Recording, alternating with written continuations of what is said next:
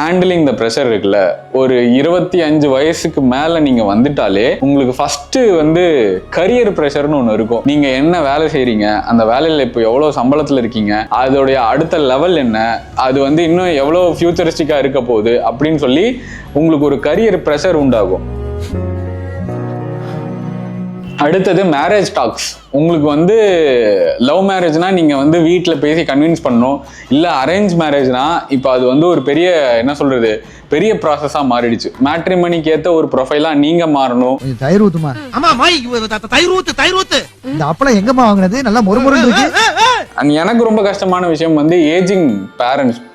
நம்மள வளர்த்த நம்மளோடைய பேரண்ட்ஸ் வயசாகிறாங்க. அவங்களுடைய தோள்களில் நம்ம அப்படியே சுருக்கத்தை பார்க்குறோம்.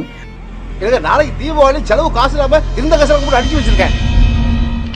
ஓடி ஆடி நமக்காக வேலை செஞ்சவங்க அப்படியே கொஞ்சம் கொஞ்சமா அவங்களுடைய வேகத்தை கொஞ்சம் கொஞ்சமா அந்த வண்டி ஸ்பீடு நிறுத்துறப்ப குறையிற மாதிரி லைட்டாக அப்படியே குறைஞ்சிட்டு இருக்கு. So something so personal. நம்ம இந்த வயசுல அப்பாவுக்கு ஒன்று பண்ணணும், அம்மாவுக்கு ஒன்று பண்ணணும்னு சொல்லி நம்ம எல்லாருமே ஒரு ஓட்டத்தில் ஓடிக்கிட்டு இருக்கோம். இதெல்லாம் இந்த ஏஜ்ல மீட் பண்றப்ப வாழ்க்கை வேற மாதிரி மாறும். அடுத்து ட்ரீம். நம்ம கனவு கண்டது சின்ன வயசுல இருந்து ஒரு ட்ரீம் இருக்கும். அது நம்ம வயசு கூட கூட கூட அந்த ட்ரீம் இன்னும் பெருசா மாறும், இன்னும் வைடா மாறும். மாசம் இஎம்ஐ கட்டி இருக்கிற வாழ்க்கை வாழ்ந்து முடிச்சிடறதா, இல்லை எது நடந்தாலும் பரவாயில்ல, நம்ம நினைச்சபடிதான் வாழணும், வாழ்ந்துட்டு போறதா.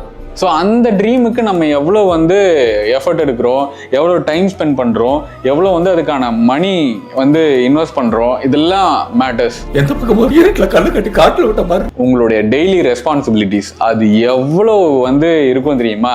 பேரண்ட்ஸை பார்க்கறது ஒரு பக்கம், உங்களை நம்பி இருக்கிறவங்களை பார்க்கறது ஒரு பக்கம், உங்கள் பேஷனை நோக்கி ஒரு பக்கம், இது இல்லாமல் நீங்கள் செய்கிற வேலை ஒரு பக்கம்.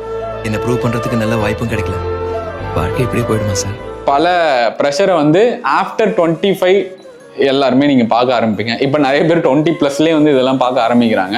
வரமாட்டேங்குதப்பா, இப்படிதான் வாழணுமா, இதுதான் வாழ்க்கை அப்படின்னு கேட்டீங்கன்னா யாராலையுமே சொல்ல முடியாது. ஏன்னா கண்ணதாசனுடைய ஒரு வரியை நான் சொல்றேன்.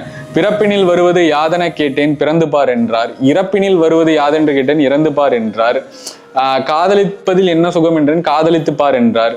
ஸோ இந்த மாதிரி ஒவ்வொரு விஷயமும் கேட்டுட்டு இருக்கப்ப அந்த கடவுள்கிட்ட இது எல்லாமே நான் இது பண்ணி தான் கேட்கணும்னா நீ யார் அப்படின்னு கேட்குறப்ப அந்த கடவுளே சொல்லுவாரா, அந்த அனுபவம் தான் உன்னுடைய கடவுள்னு வாங்க. ஸோ உங்க லைஃப்ல நீங்க வாங்குற உங்க அனுபவம் தான் உங்களை செதுக்கி உங்களை மோல்ட் பண்ணுது, உங்களை ஒரு புது மனுஷனா மாத்திக்கிட்டு இருக்கு.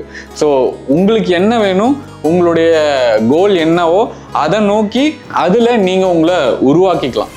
ரொம்ப நன்றி.